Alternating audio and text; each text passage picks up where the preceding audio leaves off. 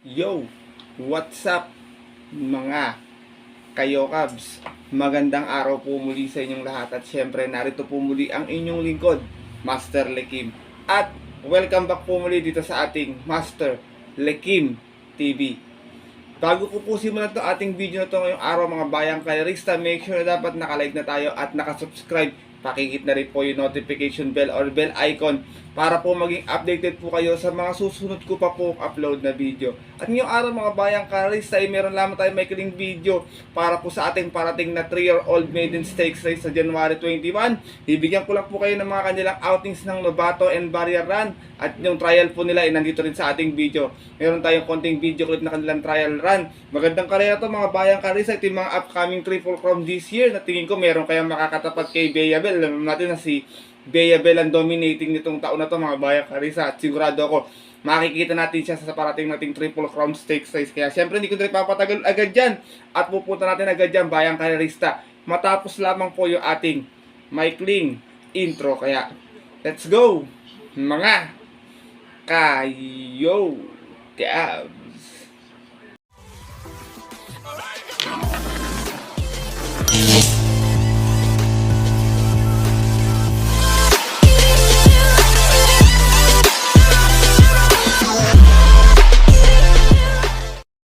At gaya nga po ng nabanggit ko kayo na sa ating intro mga bayang kalerista ay meron tayong upcoming 3-year-old maiden stakes race on January 21. Meron tayo dito nga 9 runners na maglalaban-laban bayang kalerista pero 8 in betting numbers kasi couple entry po dito si Pete Bell and Ruby Bell. 1400 yung ating distansya. Ito po yung ating mga kalahok. Isa-isahin ko po muna mga bayang kalerista. Added Haha na pagmamayari po ito ni Ma'am Milaine C. Habla. Trainer po Sir Jason Sordan at ang rider po sasakay sa kanya this time is si John Alvin Guse. Itong si Added Haha ay anak po ito ni Brigand kay Added Value at yung kanyang Novatoran ay meron tong 130 flat sa 1400, finishing quarter clocking siya ng 14 24, 24 and a half, 27. Uno-uno naging outings niya out of 2 rounds naglaban-laban at yung po ng December 31 kung saan tinalo niya po doon yung kabayong si High Dollar at si John Alvin Guse na rin yung Romenda. Pero kahapon sa last ng Sabado sa trial run nila segunda po ito dumating mga bayang kalerista itong si Added Haha. Di pa na tayo sa ating numero 2 kung ating pangalawang entry tinanal sa kanilang trial run ng Sabado Batang Manda na pagmamayari naman po ni Benjamin Avalos Jr. Trainer po Claudio Jojo Angeles at ang rider po si Patty Dilema, anak po ito ni Ultimate Goal sa dating kalahok na si Pauselep. Kung natatandaan niyo po si Pauselep talagang magaling din nakabayo noon yan. Ito naman po si Batang Manda ay may 113 flat sa 1200 ng kanyang Novato Run. Nanalo ito 24 and a half, 22, 26 and a half, 2-1 naging outings out of 2 rounds naglaban-laban at yung po ng November 17 kung saan tinalo niya po dun sa kanilang Novato yung kabayong si Spirit of Might. Same rider na rin tayo dito, Patty Dilema para sa ating kalok na si Batang Manda. At nag-barrier to last time mga bayang kalerista sa 1400, meron naman to 128 flat, quarter clockings niya is 13, 23, 24 and a half, 27, 2-2 yung naging outings niya out of 2 rounds naglaban-laban at yung po ng December 13 kung saan tinalo din niya sa barrier run yung kabayong si Spirit of Might. Gaya nga po nang nabanggit ko, regular jockey Patty Dilema para sa ating kalawak na si Batang Manda pero alam ko naging preba niya sa trial run is 127 and a half something. Malayo siya nanalo siguro mga 3 to 4 lengths kaya tingin ko medyo dominado to o kumaga ito mayayamado dun sa ating parating na 3-year-old maiden stakes race. Di pa na tayo sa ating numero 3 na si Boss Lady. Narerenda naman po ni Eminem Gonzalez. Magmamayari po ito ni Juan Miguel Arroyo. Trainer Dante Salazar. Anak po ito ni Dan City. Sa dating kalahok na si Atomic 79. Nagnobatos to last time sa 1200. Meron lamang 114.2. Nanalo ito 25 media, 23, 26 yung huling kwartos, 2-2. Out of 3 rounds naglaban-laban at yung po ng December 28 kung saan tinalo niya po doon yung kabayong si Golden Aria. Same rider na rin tayo dito, Eminem Gonzalez para sa ating numero 3 na si Boss Lady. Ito medyo hindi gano'ng ginalawan to ng trial. Tingin ko medyo tagu pa yung preba. Ito pa sa titignan ko, medyo hindi rin gano'ng gumalaw pero maganda yung kanya mga outings sa mga Novatos tsaka barrier Itong si K-Ring Melody, narerenda naman po ni Christian Advincula. Pagmamayari po ni Sir James Anthony Rabano. Trainer Ruben Tupas, anak po ito ng dating kalahok ni Sir G. Chavez na si Adjust Reality kay Joseph Joe. Ito meron tong barrier run mga bayang kayo sa 1200. Meron to 115.4 nanalo ito. Quarter clockings niya, 25, 23 and a half, 26 and a half. 3-1 naging outings out of 4 runners na naglaban-laban sa isang barrier run noong December 17, kung saan tinalo niya po doon yung kabayong si Victorious. Same rider na rin tayo dito, Christian Vincula, para sa ating kalawak na si Karing Melody. Mali ako nabanggit, Karing pala, Karing nga pala, sorry. At meron naman to 127.8 sa 1400 to, medyo nakatago pa, 127.8 naging preba pala nito sa 1400 noon.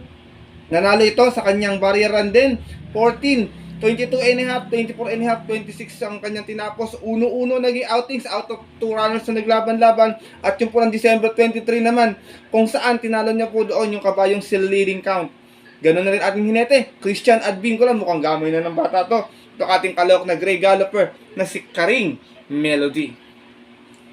Lipat naman tayo sa isang couple entry natin na si Pete Bell. Narerenda naman po ni Mark A. Alvarez, pagmamayari po ito ng Bell Racing Stable. Trainer po nito si Sir Wally Manalo. Anak naman po ito ng dating kalahok nila Sir Bobby Inigo na si Lemon Drop Title out of footstep. Ito meron tong nabaturan sa 1200, may 117.4, 26 and a half, 24, 26 and a half tinapos niya. At yung po ng December 8, kung saan ang sumakay po sa kanya naman noon ay si J.D. King Flores. Pero this time nag-barrier din to with Mark A. Alvarez na. Meron naman tong 116.6 na segunda ito. 3-1 naging outings out of 3 runs na naglaban-laban sa isang barrier run noong December 15, kung saan nakalaban naman po niya doon yung kabayong si Pool Control at si Mark A. Alvarez na po yung Romena. Tingin ko medyo magagamayan na ni Mark A. Alvarez to. Second, third time around, nasakay ng Alvarez tong kabayong si Pete Bell. Lipat naman tayo sa atin itong numero 7, ito matuling kabayot, numero 6 pala, sorry. Matuling kabayot, ito tinagdala ng mata, tingin ko pag nakaporma to sa official na karera, makakachamba to. Giselle Stutch na pagmamayari naman po ni Sir Edmond Maceda. Trainer, Danilo De La Cruz at rider, O'Neal T. Cortez. Anak naman to yung Silver City kay Silky Girl. Meron tong 115 plus sa 1200, kung saan nanalo ito. 26 and a half, 23 and a half, 25 yung tinapos niya. 3-2 ang naging outings out of 4 runs naglaban-laban ng nabaturan noong December 17, kung saan tinalo niya po doon yung kabayong si Donya Leo Nisha.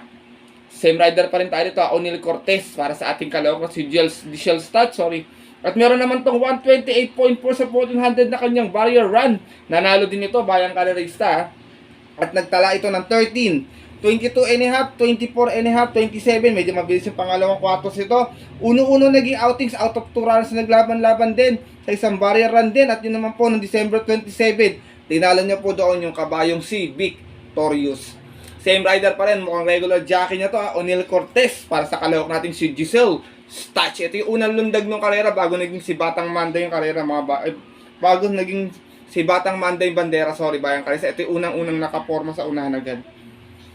Lipat na po tayo dito kay Luis Bill, na pagmamayari naman po ni Ma'am Luis Andicena. Trainer, Renato Hipolito. Ang hinete po, Kelvin Nabobo. Anak naman po ni Determiner kay Speed of Gold, at galing ito sa kanyang Novato Run. Meron naman tong 115.2, nanalo ito. 24, 23 and a half, 27, 2-1 naging outings out of 2 runners na naglaban-laban. At yung po ng December 31, tinalo niya po doon yung kabayong si Bronze Bell at si Kelvin Nabobo na rin po yung Romenda. Medyo tago din yung preba nito, tingin ko nag-aabang ng tiyempo to, kasi alam niyo naman ang trial talagang minsan mga iba ron nakapigil pa, talagang hindi pa gumagalaw. Meron namang mga nagagalawan na ng konti, kaya tingin ko talagang magandang karera to. Iba na tayo sa couple entry ni Pete Bell. Ito tingin ko maganda yung tinakbo nito ko nung trial. Tsaka ito tingin ko magiging panlaban kasi Jerimate ito eh. Ruby Bell, narerendahan po ni JB Hernandez. Pagmamayari din po ng Bell Racing Stable. At ang trainer naman po si Sir Donnie Sordan. JB Hernandez ang rerenda. Anak din po ito ng dating kalawak na Sir Bobby Inigo na si Lemon Drop Title kay Ruby Redhead. At naman may 115.2 sa 1200. Nanalo ito nun sa kanyang Novato Run. Meron tong 24 and a half, 23 and a half, 26 and a half, 1-1 out of 2 runners na naglaban-laban ng December 23, kung saan tinalo niya po doon yung kakwadra niyang si Watch Bell. From Mark A. Alvarez noon, this time JB Hernandez na rerenda para sa ating kalawak na si Ruby Bell. Pero na-barrier din to ni JB Hernandez sa 1400 naman. Meron tong 129 flat, nanalo din ito, kung saan nagtala ito ng 14, 23 and a half, 24, 27, 1-1 naging outings niya out of 3 runners naglaban-laban. At yung po ng December 31, kung saan tinalo niya po doon yung nandito rin sa karerang si Steel Somehow, at si JB na po yung sumakay para sa ating kalahok na si Ruby Bell. At di pa na tayo din sa ating huling kalahok, si Steel Somehow, na pagmamayari naman po ni Ma'am Tisha Sibilia. trainer Raimundo Mongaya, Hinete, Joel Ciego, anak naman to ni Kat Bruley sa dating runners nila si stock farm na si Rock My Word. Itong si Still Somehow meron nga itong 129 flat din sa 1400 bayang Calarista na segunda po ito kay Ruby Bell ng December 31 pero sa trial nila, ito yung dumating na Tercera, tingin ko medyo tago din yung preba, pwedeng makadihada to pero tingin ko, ito yung bet ko sa darating nating 3-year-old maiden, tingin ko medyo tago talaga. Meron tong 114.6 sa kanyang Novato Run, nanalo ito 24 and a half, 23, 26 and a half ang tinapos niya at yung po ng December 16 kung saan si Joel Ciego na rin po yung rumenda para sa ating numero 9 na si Still Somehow. At yun po mga bayang kaderista at ating mga kayokab, sana po nagkaroon po kayo ng idea sa inyong mga makakampihan dito sa ating darating na 3-year-old maiden stakes race. Ako tingin ko medyo magandang karera to. Pwedeng magbago yung senaryo ng panalo ni Batang Manda. Alam nyo naman pag trial, ito kung minsan kung sino yung nanalo, madalas hindi na nanalo na aktual na karera, minsan iba yung nanalo kasi talagang mga tago pa yung preba. Kaya kung may mga napupusuan kayong kampihan dito mga bayang karerista, comment nyo lamang po sa comment section nitong ating video. Babasahin ko po at aking pupusuan. Siyempre, shoutout ko na rin po kayo paggawa ko po ng ating giya para po sa ating Wednesday Racing Guide dito sa ating Master Lekin TV. At yun po mga bayang karerista at ating mga kayokap, sana po nagustuhan ito ating maikling video. At syempre bago matapos to ating video to panoorin nyo po yung kanilang naging maiden trial race itong nagdaang Sabado. Kita-kita tayo susunod ko pong upload na video. Ito pang yung lingkod, Master Lekin, na always sabi sa inyo na stay safe everyone, God bless mga bayang karerista. Lalong-lalo na sa mga solid po natin ditong mga Cabs.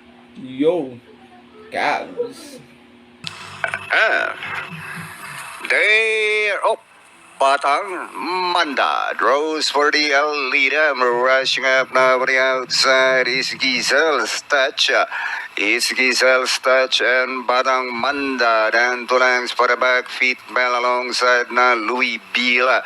Then followed by Steele Somehow. And next in line, moving up in the middle now is Dead Ha. Then followed over by entry number 3, that's Boss Lady. But it's still Gisel's touch.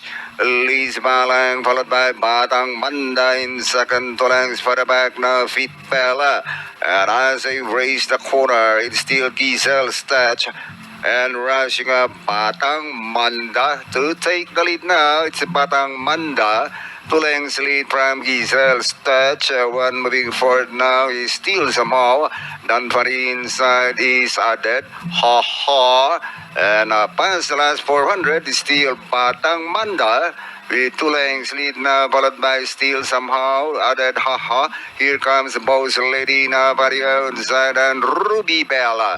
Down the stretch they go, it is still Batang Manda. Leads by some 4 lengths now, followed by Still Somehow, Dead Ha. Boss Lady, around the outside, Ruby Bella. And finally, it's Batang Manda. Second, Added Ha. Still Somehow, Ruby Bell, Boss Lady, Karing Melody, Fit Bell, Louis Peel, and Giselle.